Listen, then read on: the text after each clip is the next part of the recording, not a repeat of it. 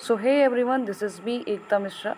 Today we are going to start our organic chemistry part second. ठीक है, तो basically आज का हमारा टॉपिक है structural representation of organic compound, complete condense and bond line structural formulas. तो आइए देखते हैं. Structure of organic compound are represent in several ways. ठीक है, तो ऑर्गेनिक कंपाउंड का जो स्ट्रक्चर है वो कई सारे तरीके से रिप्रेजेंट किया जा सकता है. द लुईस स्ट्रक्चर और डॉट स्ट्रक्चर. ठीक है, लुईस स्ट्रक्चर और dot structure, dash structure, condense structure and bond line structure. तो इतने तरीके से हम ऑर्गेनिक कंपाउंड के स्ट्रक्चर को क्या कर सकते हैं, रिप्रेजेंट कर सकते हैं. ठीक है, कैसे? लुईस और डॉट स्ट्रक्चर से. लुईस स्ट्रक्चर और डॉट स्ट्रक्चर सेम होता है. डैश स्ट्रक्चर, कंडेंस स्ट्रक्चर और बॉन्ड लाइन स्ट्रक्चर से. ठीक है. The Lewis structure, however, can be simplified by representing the two carbon covalent bond by dash. तो जो लुईस स्ट्रक्चर होता है वो सिंपली कैसे रिप्रेजेंट करते हैं? दो इलेक्ट्रॉन कोवलेंट बॉन्ड को हम डैश के जरिए, ऐसे डैश के जरिए रिप्रेजेंट करते हैं. Such a structural formula focuses on an electron involved in bond formation. A single dash represent a single bond. अगर एक सिंगल डैश है तो वो रिप्रेजेंट करेगा सिंगल बॉन्ड को. अगर कोई डबल डैश है तो वो रिप्रेजेंट करेगा डबल बॉन्ड को. और ट्रिपल डैश है तो रिप्रेजेंट करेगा ट्रिपल बॉन्ड को. Lone pair of electron on hetero atom, oxygen, nitrogen, sulphur and halogens may और मे नॉट बी शोन. तो जो लोन पेयर होता है उसको दिखाया भी जा सकता है और नहीं भी दिखाया जा सकता है. ठीक है, जैसे ये ऑक्सीजन है, इस पर लोन पेयर है ये दो, तो या तो हम इसको दिखाएंगे या तो फिर हम इसको नहीं भी दिखाएंगे. ठीक है, दोनों तरीके से होता है. 10 ethane, ethene, ethyne and methanol can be represented by following. तो यहाँ पे इथेन, इथीन और इथाइन और क्या है, मेथनॉल रिप्रेजेंट किया गया है. Such structure representation called complete structure formulas. तो ऐसे रिप्रेजेंटेशन को हम क्या बोलते हैं, कंप्लीट स्ट्रक्चरल फार्मूलाज. क्यों? क्योंकि क्या है, ये एक तरीके से कैसा है, कंप्लीट स्ट्रक्चर है. ठीक है, अब देखिए यहाँ पे इथ लिखा है. इथ मीन्स क्या, दो कार्बन है, इसलिए हम इथ का यूज़ करते हैं. एन लिखा है. एन मीन्स क्या होता है, अगर सिंगल बॉन्ड है तो एन का यूज़ करते हैं. तो यहाँ पे सारे सिंगल बॉन्ड है तो एन का यूज़ हुआ है. यहाँ पे इथ दो कार्बन है, इन का यूज़ हुआ है, यानी यहाँ पे डबल बॉन्ड है तो इसलिए इन बोलते हैं. यहाँ पे इथाइन है तो इथ हमारा क्या हो गया, दो कार्बन. ठीक है, उसके बाद से आइन मीन्स क्या होता है, ट्रिपल बॉन्ड जब होगा तो उसे हम आइन बोलते हैं. ठीक है, सेम यहाँ पे मेथनॉल, CH3 को हम क्या बोलते हैं, मीथेन बोलते हैं. या फिर एक कार्बन को हम क्या बोलते हैं, मीथेन बोलते हैं. ऑल इसलिए क्योंकि OH ग्रुप है, अल्कोहल. ठीक है, और हम यहाँ पे लोन पेयर को दिखा भी सकते हैं, जैसे कि ऑक्सीजन के ऊपर लोन पेयर है, इसको हम दिखा भी सकते हैं और नहीं भी दिखा सकते हैं, यानी इस फॉर्म में भी रिप्रेजेंट कर सकते हैं, लिख सकते हैं. ठीक है, आगे बढ़ते हैं. These structural formula can be further abbreviate. तो ये स्ट्रक्चर फार्मूला को फिर से हम एब्रीवेट यानी छोटे फॉर्म में लिख सकते हैं, कंडेंस फॉर्म में लिख सकते हैं. ठीक है, बाय ओमिटिंग सम और all of dash. Omitting means हटा देना, कुछ डैश को या सारी डैश को हटा देना, एब्रीवेट फॉर्म में लिख देना, यानी छोटे फॉर्म में लिख देना. Representing covalent bond and by indicating the number of identical group attach to an atom by a subscript. The resulting expression of compound is called condense structure formula. तो यहाँ पे जो भी कंपाउंड दिया गया है इसे हम क्या बोलते हैं, कंडेंस स्ट्रक्चर फार्मूला में ही है, यानी ये सेपरेट नहीं होके लिखा है, मतलब कंप्लीट स्ट्रक्चर में नहीं, ये कंडेंस होके यानी छोटे फॉर्म में लिखा है.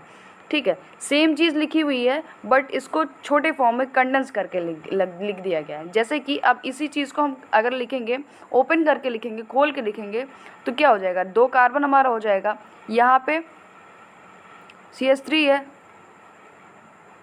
तो 3 हाइड्रोजन हो जाएगा. अब इसी चीज़ को हमने क्या किया, खोल के लिख दिया, और यहाँ पे क्या है, कंडेंस करके लिखा है, मिला के लिखा है.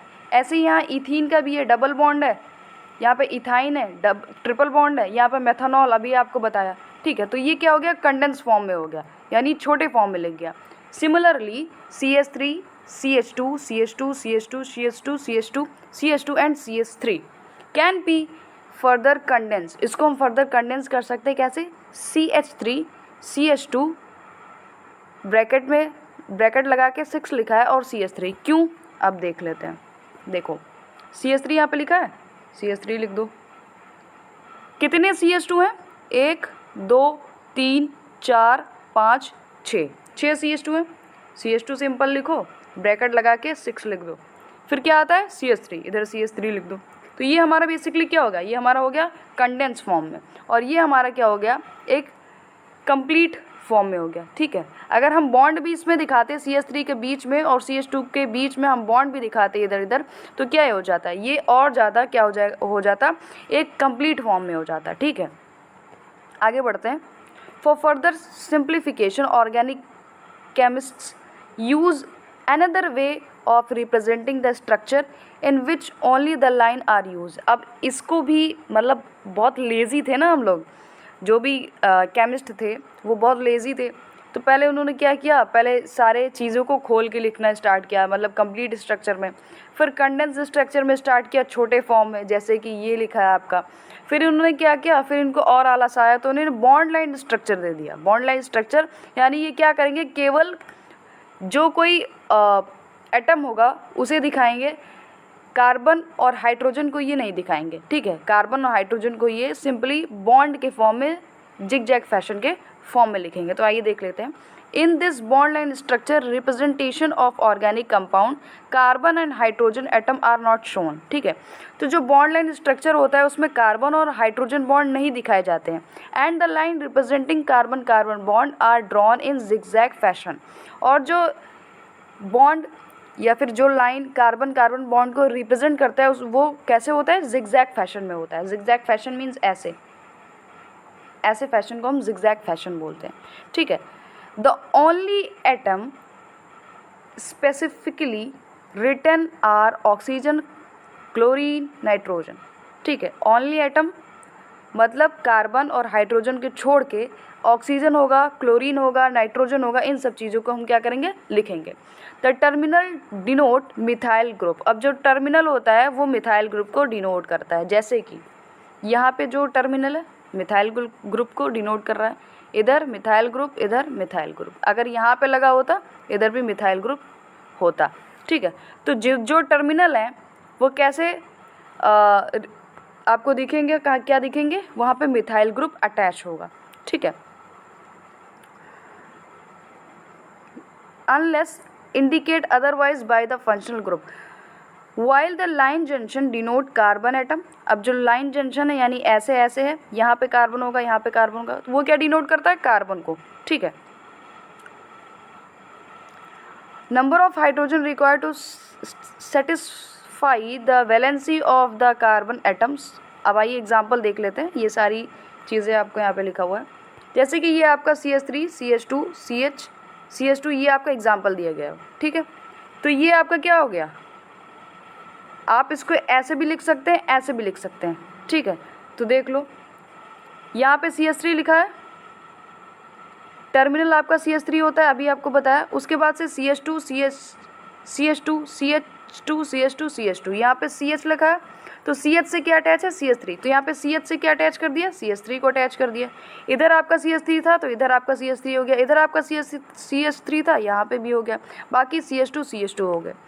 अब आप सिंपली इसको, कार्बन और हाइड्रोजन है तो इसको आप नहीं लिखेंगे, सिंपली आप इसको ऐसे भी डिनोट कर सकते हैं जैसे ये लिखा हुआ है। और आपको पता है ये जो टर्मिनल है वो CH3 क्या करता है, डिनोट करता है। यहाँ पे CH3 यानी मिथाइल ग्रुप आपका अटैच होता है। ठीक है, तो कुछ इस तरीके से हम इसको लिख सकते हैं। उसके बाद से हमारा आता है 2 ब्रोमोब्यूटेन। तो 2 ब्रोमोब्यूटेन को हम ऐसे लिख सकते हैं, देख लो CH3 यहाँ पे लिख दिया। ठीक है, फिर CH लिख दिया, CH से क्या है अटैच है, Br को नीचे अटैच कर दिया। फिर CH2 है, CH2 यहाँ लिखा, फिर CH3 यहाँ पे टर्मिनल पोजीशन पे लिख दिया। उसके बाद से हम इसको ऐसे भी लिख सकते हैं, कितने कार्बन है, 1 2 3 4। ठीक, तो 1 2 3 4 कार्बन। ठीक है, Br कहाँ से अटैच है, दूसरे कार्बन से, सेकंड पोजीशन पे। ये फर्स्ट हो गया, ये फर्स्ट हो गया, ये सेकंड पोजीशन से, सेकंड से आपका Br अटैच हो जाएगा, सिंपल। ठीक है, अब आगे बढ़ते हैं। In a cyclic compound, the bond line formulas may be given as follows. अब साइक्लिक कंपाउंड में क्या होता है, बॉन्ड लाइन फार्मूला कैसे होते हैं। अब ये जो आपका बना है ये साइक्लिक है, इसको हम साइक्लिक ग्रुप कहते हैं या साइक्लिक कंपाउंड कहते हैं, ग्रुप नहीं कंपाउंड बोलते हैं, ठीक है। कुछ ऐसा स्ट्रक्चर बना होगा ऐसा ऐसा ऐसा, तो उसको हम साइक्लिक नाम दे देते हैं, ठीक है। अब देखो CH2 लगा है, CH2, ठीक है। अब साइक्लिक है तो इसको हम बोलेंगे साइक्लो। क्या वर्ड यूज़ करेंगे इसके लिए, साइक्लो। और प्रॉप इसलिए क्योंकि कितने कार्बन है, 3 कार्बन है, ठीक है। एक कार्बन के लिए मीथेन यूज़ करते हैं, 2 के लिए इथेन या इथ यूज़ करते हैं, और 3 के लिए प्रोपेन, 4 के लिए ब्यूटेन, 5 के लिए पेंटेन, 6 के लिए हेक्सेन। ये सारी नॉर्मल चीज़ें हैं, आगे भी आएगा तो आगे आप अभी टेंशन मत लीजिए। एन इसलिए यूज़ किया क्योंकि सिंगल बॉन्ड है, सारे सिंगल बॉन्ड से अटैच है, ठीक है। तो इसको हम कैसे लिख सकते हैं बॉन्ड लाइन स्ट्रक्चर में, सेम ऐसे लिख सकते हैं, कोई ज़रूरत नहीं है CH2 या CH या फिर कार्बन और हाइड्रोजन को दिखाने के लिए। तो बॉन्ड लाइन स्ट्रक्चर में बेसिकली हम कार्बन और हाइड्रोजन को नहीं दिखाते, बाकी कोई भी एटम हमारा आएगा, कोई भी फंक्शनल ग्रुप आएगा, कोई भी सब्स्टिट्यूएंट आएगा तो उसको हम दिखाएंगे, ठीक है। अब देखो ये सब्स्टिट्यूएंट यही है आपका, अभी वर्ड बोला ना सब्स्टिट्यूएंट, ये आपका क्लोरीन सब्स्टिट्यूएंट यहाँ पे एज अ सब्स्टिट्यूएंट क्या कर रहा है, बिहेव कर रहा है, यहाँ पे एक्ट कर रहा है। तो यहाँ पे देख लो ये भी कितने हैं, पहली बात तो ये साइक्लो है तो साइक्लो वर्ड यूज़ करेंगे, साइक्लिक करेंगे। उसके बाद से 5 कार्बन, 1 2 3 4 5, 5 कार्बन है तो पेंट यूज़ करेंगे, एन इसलिए क्योंकि सिंगल बॉन्ड है। यहाँ पे भी साइक्लो वर्ड यूज़ किया गया है। उसके बाद से पहली बात यहाँ पे क्या है, सब्स्टिट्यूएंट है, इसलिए हम क्या करेंगे सब्स्टिट्यूएंट को पहले लिखेंगे। तो पहले क्लोरो लिख देते हैं, साइक्लिक है साइक्लिक करेंगे तो साइक्लो, फिर 6 कार्बन है तो हेक्स, और एन इसलिए क्योंकि सिंगल बॉन्ड है। सो आई होप आप लोग को यहाँ तक समझ में आ गया होगा। आगे यहाँ पे आपको प्रॉब्लम दिया गया है, एग्जाम्पल ये दिए गया है, ये दिए गया है, तो दोनों बहुत ही ईजी हैं, देख लेते हैं। क्या है कि कंडेंस फार्मूला दिया गया है आपका और आपको इसको कंप्लीट स्ट्रक्चर फार्मूला में लिखना है। तो बेसिकली देख लो यहाँ पे CH3 लिखा है तो 1 कार्बन और यहाँ पे 3 हाइड्रोजन, आपका क्या हो गया CH3 हो गया। फिर CH2 लिखा है तो 1 कार्बन 2 हाइड्रोजन CH2 हो गया। फिर यहाँ पे C और O लिखा है तो आपको पता है कि O कैसे हम रिप्रेजेंट करते हैं, डबल बॉन्ड से, तो C डबल बॉन्ड O हो गया, ठीक है। फिर CH2 है तो 1 कार्बन 2 हाइड्रोजन CH2 हो गया। फिर क्या है आपका CH3 है तो 1 कार्बन 3 हाइड्रोजन CH3 हो गया, ठीक है। तो ये आपका हो गया कंडेंस फार्मूला से कंप्लीट स्ट्रक्चर फार्मूला में, ठीक है। अब आगे देख लेते हैं। अब यहाँ पे आपको क्या करना है कि आपको कंडेंस फार्मूला दिया गया है, आपको बॉन्ड लाइन फार्मूला लिखना है। तो देख लो कितने कार्बन है, गिन लेते हैं, 1 2 3 4 5 6 7 8, 8 कार्बन है। 8 कार्बन लग रहा है ना, पर है नहीं क्योंकि ये CH3 है ना और ये CH3 है, तो इसको हम थोड़ी गिनेंगे, इसको हम क्या करेंगे टर्मिनल पे ऐड कर देंगे। तो कितने कार्बन हुए, 1 2 3 4 5 6 कार्बन हुए, ठीक है। तो 6 कार्बन बना लेते हैं, एक मिनट, अभी गिन लो कितने कार्बन हुए, 1 2 3 4 5 6। आपका यहाँ क्या अटैच है, CO, तो CO अटैच हो गया। फिर यहाँ पे आपका देख लो लास्ट सेकंड पे आपका CH3 है तो यहाँ पे आपका हो जाएगा CH3 टर्मिनल पे। फिर थर्ड पे CH3 है तो इधर आपका CH3 हो जाएगा, ठीक है। सो आई होप समझ में आ गया होगा। अब आगे बढ़ते हैं। आगे दिया गया है कि कंडेंस फार्मूला आपको दिया गया है, उसको बॉन्ड लाइन फार्मूला में रिप्रेजेंट करना है। तो बहुत ईजी है, CHO लिखा है, CHO यहाँ पे लिख दो, जितने कार्बन है ठीक है उतने कार्बन गिन के आप बॉन्ड बना दो, ठीक। तो 1 2 ठीक है 3 4 5, ठीक है। तो 1 2 3 4 5, 5 हो गया। उसके बाद से टर्मिनल पे CH3 लगा है, CH3 आप यहाँ लगा दो। सेकंड पोजीशन पे CH3 लगा है, CH3 आप लगा दो, ठीक है। तो इजी है। अब आगे बढ़ते हैं। वैसे भी यहाँ पे भी दिया गया है आपका बॉन्ड लाइन फार्मूला में इसको रिप्रेजेंट करना है, ठीक है, तो बता दे रहे हैं। अब देखिए ये आपका क्या है, 6 मेंबर रिंग है, ठीक है। यहाँ पे 6 कार्बन पाए जाएंगे। तो यहाँ पे देख लो 6 कार्बन कैसे पाए जा रहे हैं? 1 2 3 4 5 6 कार्बन ही हो गया। आपका एक बॉन्ड अटैच है यहाँ पे एक बॉन्ड अटैच है ये, तो ये भी आपका यहाँ पे एक कार्बन हो जाता है, तो 7 हो जाते हैं।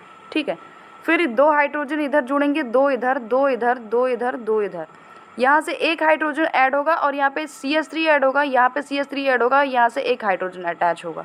ठीक है, सो आई होप ये सब बहुत ईजी है आपके लिए, एक बार समझने की कोशिश करेंगे तो समझ में आ जाएगा। फिर क्या आता है? 3 dimensional representation of organic molecule. ठीक है, सो बेसिकली हमारा छोटा सा टॉपिक है, तो इसको देख लेते हैं। ठीक है, यहाँ पे कुछ आपको है नहीं, ये आप पढ़ लीजिएगा, यहाँ पे समझने वाली चीज़ लिखी हुई है। ये आपका हाइड्रोजन है, ये भी आपका हाइड्रोजन है। ठीक है, तो bond in the plane of the paper, ये जो बॉन्ड बना हुआ है हाइड्रोजन से जो लगा बॉन्ड बना हुआ है, ये प्लेन ऑफ द पेपर यानी पेपर के ऊपर होगा। बाकी ये जो बॉन्ड है आपका, ये डैश वेज जो है, ये बॉन्ड क्या होगा? अगर आप ऑब्जर्वर हैं, आप देख रहे हैं, तो ये आपसे दूर होगा। ठीक है, और यहीं पे ये आपका सॉलिड वेज है, ये आपके पास होगा, ये आपके पास होगा, यानी पेपर पे ही आपको निकलता हुआ आपकी तरफ दिखेगा और पेपर से निकलता हुआ आपसे दूर ये डैश वेज आपको दिखेगा। ठीक है, तो जो पेपर से दूर, आपसे दूर या पेपर से दूर निकलता हुआ दिख रहा है, तो उसे हम डैश वेज बोलेंगे। और अगर आपसे आगे या आपके पास निकलता हुआ दिख रहा है, तो आपको हम क्या बोलेंगे? सॉरी, मतलब इस चीज़ को हम बोलेंगे, इस बॉन्ड को बोलेंगे सॉलिड वेज। ठीक है, तो इतना आपको दिया गया है। उसके बाद से आगे बढ़ते हैं। Classification of organic compound. तो ऑर्गेनिक कंपाउंड का कैसे क्लासिफिकेशन किया है? बेसिकली देखो, ऑर्गेनिक कंपाउंड को पहले 2 भागों में बांटा गया है। क्या है? ए साइक्लिक और ओपन चेन। ठीक है, ए साइक्लिक और ओपन चेन में। फिर दूसरा साइक्लिक, क्लोज चेन और रिंग कंपाउंड में। ठीक है, साइक्लिक बोलेंगे, क्लोज चेन बोलेंगे या रिंग कंपाउंड बोलेंगे, बात एक ही है। उसके बाद से फर्दर जो साइक्लिक, क्लोज चेन और रिंग को है, उसको फर्दर क्लासीफाई कर दिया गया है होमोसाइक्लिक यानी कार्बोसाइक्लिक में और हेट्रोसाइक्लिक कंपाउंड में। ठीक है, फर्दर होमोसाइक्लिक या कार्बोसाइक्लिक कंपाउंड को एलिसाइक्लिक और एरोमेटिक कंपाउंड में बांट दिया गया है, और एरोमेटिक को फिर बेंजोइड और नॉन बेंजोइड कंपाउंड में बांट दिया गया है। तो एक एक करके हम इसको स्टार्ट करते हैं और फिर पढ़ते हैं। तो पहला हमारा आता है एलिसाइक्लिक और ओपन चेन कंपाउंड। देखिए, these compound are also called aliphatic compound. इस कंपाउंड को हम क्या बोलते हैं? एलिफेटिक कंपाउंड बोलते हैं। ठीक है, and consist of strain chain. और इसमें क्या होगा? स्ट्रेन चेन होगा, स्ट्रेट चेन होगा या फिर ब्रांच चेन होगा। स्ट्रेट देख लेते हैं, जैसे कि ये आपका इथेन हो गया, ये स्ट्रेट चेन है, बट यहाँ पे क्या है? आइसोब्यूटेन। ये देखो, यहाँ पे ब्रांच बन गया है ना, आइसोब्यूटेन हो गया, तो ये क्या हो गया? ब्रांच चेन हो गया। ठीक है, वैसे भी यहाँ पे एसिटाल्डिहाइड है, यहाँ पे भी क्या हो गया? ये ब्रांच चेन में है। ठीक है, यहाँ पे भी ये ब्रांच चेन में हो गया। ठीक है, तो यही आपका स्ट्रेट चेन है। तो जो एसाइक्लिक या फिर ओपन चेन होता है, वो या उसको हम एलिफेटिक कंपाउंड भी बोलते हैं, वो स्ट्रेट चेन में होता है और वो ब्रांच चेन में भी होता है। अब यहाँ पे एक वर्ड यूज़ किया गया है आइसो। तो वैसे तो हम आइसो, नियो और एन मीन्स नॉर्मल आगे पढ़ेंगे, बट अभी के लिए यहाँ पे अगर आपको दिया गया है तो समझाने का फ़र्ज बनता है। तो आइसो बेसिकली अगर एक carbon atom same 2 methyl group से अटैच हो तो ये ग्रुप आइसो हो जाते हैं। ठीक है, तो आपका एक carbon atom same methyl group से अटैच हो तो वहाँ पे हम आइसो वर्ड का यूज़ करते हैं। ठीक, सो आई होप समझ में आ गया होगा आइसो किसे बोलते हैं। आगे आप पढ़ेंगे आइसो, नियो। ठीक है, तो अभी टेंशन मत लीजिए। फिर आते हैं एलिसाइक्लिक, क्लोज चेन और रिंग कंपाउंड। ठीक है, तो एलिसाइक्लिक को हम एलिफेटिक साइक्लिक भी बोलते हैं। Compound contain carbon atom join in the form of ring. तो ऐसा कंपाउंड जो कंटेन करता है कार्बन एटम को जो कि रिंग में ज्वाइन होता है। ठीक है, जैसे कि यहाँ पे आपको दिया गया है, ये आपका क्या हो गया? रिंग हो गया। इसमें कार्बन एटम आपको मिलेगा, और अगर कार्बन एटम ही मिलता है और कोई एटम आपको नहीं मिलता तो उसको होमोसाइक्लिक बोलते हैं। ठीक है, some time atom other than carbon are also present in the ring, जिसे हम हेट्रोसाइक्लिक बोलते हैं। बट अगर कार्बन के अलावा और भी कोई एटम है जैसे कि ऑक्सीजन है, नाइट्रोजन है, तो उसको हम क्या बोलेंगे, हेट्रोसाइक्लिक। बट अगर कार्बन है रिंग में तो उसे हम होमोसाइक्लिक बोलते हैं। तो यहाँ पे आपको क्या दिख रहा है, यहाँ पे आपको केवल कार्बन एटम ही दिख रहे हैं, 6 कार्बन एटम है, इधर 3 कार्बन एटम है आपको दिख रहे हैं। तो ये होमोसाइक्लिक का एग्जाम्पल हो गया। और हेट्रोसाइक्लिक का एग्जाम्पल आपको यहाँ पे दिखता है, ये टेट्राहाइड्रोफ्यूरेन में यहाँ पे ऑक्सीजन एटम लगा हुआ है, तो ये आपका हो गया हेट्रोसाइक्लिक। ठीक, अब आगे बढ़ते हैं एरोमेटिक कंपाउंड। ठीक है, एरोमेटिक कंपाउंड क्या होता है? Aromatic compound are special type of compound, you will learn about these compound in detail in unit 3। तो बोल दिया कि यूनिट 3 में आप इसको डिटेल में पढ़ेंगे, बट हम आपको यहाँ पे बता दे रहे हैं कि क्या होता है। देखो, aromatic compound are those compound which follow Huckel's rule. ठीक है, अब हकल्स रूल क्या होता है? हकल्स रूल ये होता है आपका 4n प्लस 2, उसके बाद से ब्रैकेट, उसके बाद से हम यहाँ पे पाई इलेक्ट्रॉन्स। ठीक है, समझ में नहीं आ रहा होगा, फिर से लिख देते हैं। देखो 4n प्लस 2, फिर ये आपका हो जाएगा ब्रैकेट में पाई इलेक्ट्रॉन। इसी चीज़ को हम क्या बोलते हैं? Huckel's rule. क्यों? यहाँ पे n आपका क्या हो सकता है? यहाँ n आप ज़ीरो भी लिख सकते हैं, 1 2 3 एक्सेट्रा कुछ भी लिख सकते हैं। ठीक है, तो अगर कोई भी एरोमेटिक कंपाउंड या कोई भी कंपाउंड हकल्स रूल को फॉलो करता है तो उसे हम एरोमेटिक कंपाउंड कहते हैं। अब एक चीज़ और है, अगर odd number of pi bond आपको दिखेंगे तो भी हम कह सकते हैं कि वो एरोमेटिक कंपाउंड है। अब ये बहुत आसान चीज़ है। Odd number of pi bond क्या होते हैं? पाई बॉन्ड सबको पता होगा, एक सिग्मा बॉन्ड होता है, बट उसके ऊपर अगर डबल बॉन्ड या ट्रिपल बॉन्ड आ जाते हैं तो उसे हम पाई बॉन्ड बोलते हैं। सभी को पता है, ये बहुत नॉर्मल चीज़ है। उसके बाद से बोल रहे odd number of pi bond means अगर 3 पाई बॉन्ड होंगे, 5 पाई बॉन्ड होंगे, 7 पाई बॉन्ड होंगे, तो वो क्या कहलाएगा? Odd number of pi bond कहलाएगा। और अगर किसी भी कंपाउंड में odd number of pi bond है तो हम बोल सकते हैं कि वो क्या है? एरोमेटिक कंपाउंड है। ठीक, तो आगे बढ़ते हैं। अभी आपको एग्जाम्पल से समझ में आएगा क्या कहने की कोशिश हम कर रहे हैं। तो दीज इंक्लूड बेंजीन, इसमें क्या होता है? बेंजीन होता है, and other related ring compound जैसे बेंजोइड, लाइक एलिसाइक्लिक कंपाउंड, जैसे एलिसाइक्लिक कंपाउंड में होता है, अभी आपको बताया एलिसाइक्लिक कंपाउंड क्या है। एलिसाइक्लिक कंपाउंड यही है आपका, सॉरी ये ए साइक्लिक कंपाउंड है, ये आपका एलिसाइक्लिक कंपाउंड है, जिसमें आपको होमो और हेट्रो बताया था। ठीक है, होमो अगर कार्बन कार्बन हो तो होमो होगा, हेट्रो अगर कार्बन के अलावा और सारे कोई एटम हो। ठीक है, तो देख लो, एलिसाइक्लिक कंपाउंड एरोमेटिक कंपाउंड में also have hetero atom in ring. तो एरोमेटिक कंपाउंड में भी क्या हो सकता है? हेट्रो एटम रिंग हो सकता है, यानी कार्बन के अलावा और भी कोई एटम हो सकते हैं, हाइड्रोजन नाइट्रोजन कुछ भी हो सकता है, सॉरी हाइड्रोजन ही, नाइट्रोजन ऑक्सीजन कुछ भी हो सकता है। हाइड्रोजन तो होता ही है भाई, सब में होता है, हर एक रिंग में होता है। हाइड्रोजन और कार्बन तो होगा ही नहीं, तो रिंग ही कैसी होगी। तो such compound are called hetero aromatic compound. तो ऐसे कंपाउंड को हम क्या बोलते हैं? Hetero aromatic compound. कैसे कंपाउंड को? अगर कार्बन एटम है, उसके अलावा ऑक्सीजन और नाइट्रोजन प्रेजेंट है, तो उसे हम बोलेंगे हेट्रोसाइक्लिक एरोमेटिक कंपाउंड। तो आइए एग्जांपल देख लेते हैं। पहला हमारा है बेंजोइड एरोमेटिक कंपाउंड। यहाँ पे ये आप सभी को पता होगा 6 कार्बन रिंग है, ये आपका बेंजीन कहलाता है। ये अगर बेंजीन रिंग पे NH2 जुड़ जाए तो एनिलीन कहलाता है, और अगर 2 बेंजीन रिंग आपस में फ्यूज़ हो जाए तो वो नेफ्थलीन कहलाता है। ठीक है, अब यहाँ पे देख लेते हैं ये एरोमेटिक है या नहीं है। देख लो, 1 2 3 पाई बॉन्ड है, क्या बताया था? अगर odd number of pi bond होते हैं तो वो एरोमेटिक कहलाता है। यहाँ पे भी 1 2 3 पाई बॉन्ड है, तो ये भी एरोमेटिक। यहाँ पे कितने? 1 2 3 4 5 है, तो सारे ऑड पाई बॉन्ड है, यानी ये क्या हो गया? एरोमेटिक। बेंजीन तो है ही, तो हम क्या बोलेंगे? सब बेंजीन, ये भी बेंजीन, ये भी बेंजीन। ठीक है, तो बेंजोइड एरोमेटिक कंपाउंड। ठीक है, अब आता है non benzenoid compound. Non benzenoid पहले देख लो भाई, यहाँ पे 7 कार्बन आपको मिलेंगे, और आपको पता है कि बेंजीन क्या होता है? 6 कार्बन रिंग होता है, तो यहाँ पे 7 कार्बन है, तो ये पहली बात नॉन बेंजोइड हो गया, बेंजोइड ही नहीं है। ठीक है, फिर देखते हैं एरोमेटिक है या नहीं है। 1 2 3 पाई बॉन्ड पाए जा रहे हैं, तो ऑब्वियसली एरोमेटिक है। ठीक है, तो यहाँ पे क्या है? दोनों मतलब यहाँ पे नॉन बेंजोइड है, बेंजीन नहीं है, लेकिन क्या है, एरोमेटिक है। तो इस चीज़ को हम क्या बोलते हैं, ट्रोपोलोन। इस कंपाउंड को हम ट्रोपोलोन बोलते हैं, ठीक है।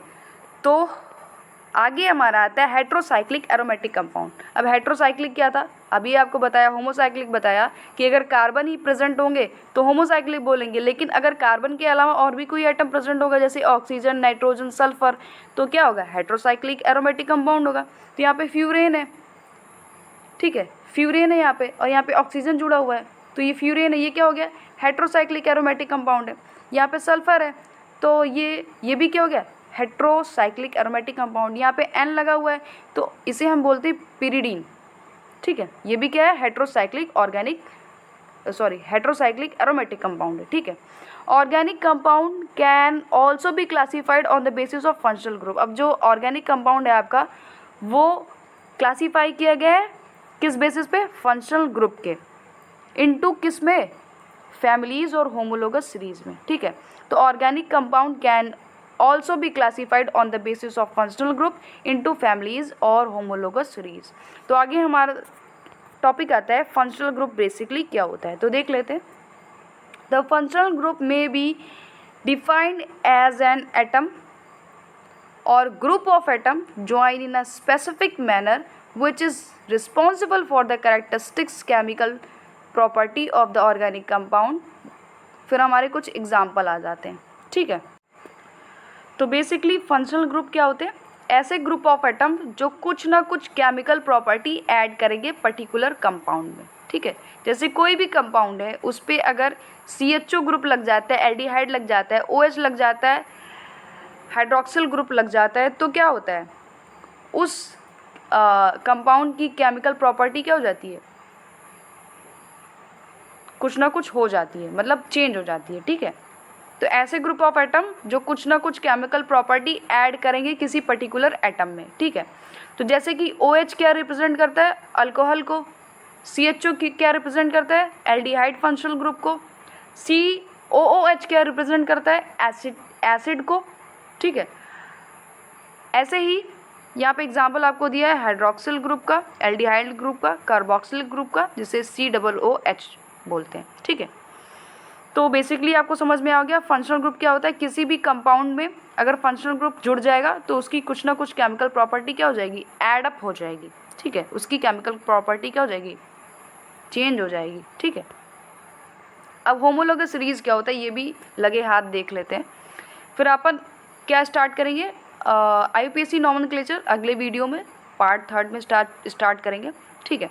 तो नए क्लास की शुरुआत नए वीडियो में होगी और काफ़ी इम्पॉर्टेंट है हमारा ये IUPAC नॉमेनक्लेचर, ठीक है।